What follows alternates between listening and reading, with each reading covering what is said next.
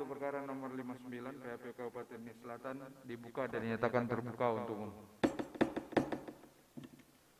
Selanjutnya dengan hormat dimohon Yang Mulia Bapak Dr. Suhartoyo untuk umum. Silakan Yang Mulia. Baik, Pak Ketua, terima kasih. Supaya diperkenalkan dari pemohon yang hadir siapa? Assalamualaikum warahmatullahi wabarakatuh. Waalaikumsalam. Selamat pagi, salam sejahtera untuk kita semua. Izin Yang Mulia, Hakim Konstitusi yang kami muliakan, dari tim advokasi hukum Pilkada Serentak DPP Partai Golkar, selaku kuasa hukum Idealisman Daci dan Sono Solo Nduru pasangan calon Bupati nomor urut 2 Kabupaten Nia Selatan, hadir atas nama saya sendiri Irwan Sarjana Hukum Magister Hukum dan Ahmad Suherman Sarjana Hukum Magister Hukum. Melalui daring Yang Mulia hadir juga rekan kami atas nama saudara Daniel Febrian, Mukmin dan Doni Boy Vinalosa, dihadiri pula oleh prinsipal kami Bapak Idealisman Daci. Terima kasih Yang Mulia. Assalamualaikum warahmatullahi wabarakatuh. Waalaikumsalam. Sidang perselisihan hasil Pilkada Kabupaten Nia Selatan kembali digelar Mahkamah Konstitusi dengan agenda mendengar keterangan ahli dan saksi pemohon, termohon KPU Nia Selatan, pihak terkait, serta keterangan Bawaslu Nia Selatan, ahli hukum administrasi negara, Romi Librayanto, yang diajukan pemohon mengatakan, prinsip dasar yang harus dipegang oleh penyelenggara, KPU bertugas melaksanakan rekomendasi Bawaslu, sehingga kebijakan KPU dan Bawaslu sebagai penyelenggara selaras.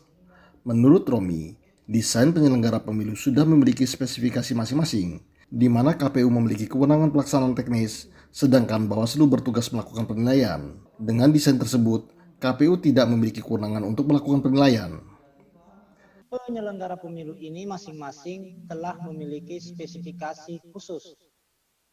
Untuk KPU, sebagaimana kita sama-sama ketahui, spesifikasi khususnya adalah menyelenggarakan teknis pemilu.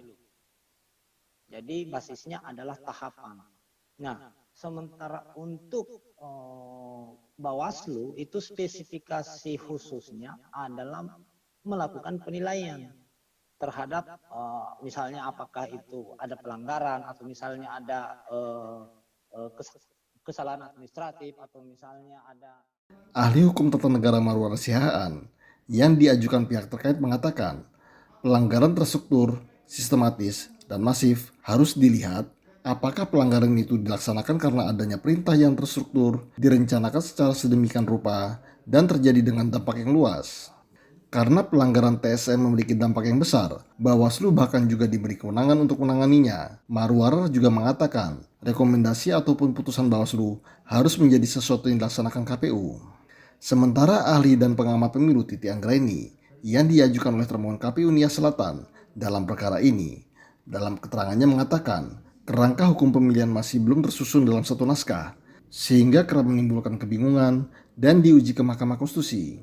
Namun demikian, kita harus menerima adanya perbedaan antara Undang-Undang Pemilu dan Undang-Undang yang mengatur pilkada.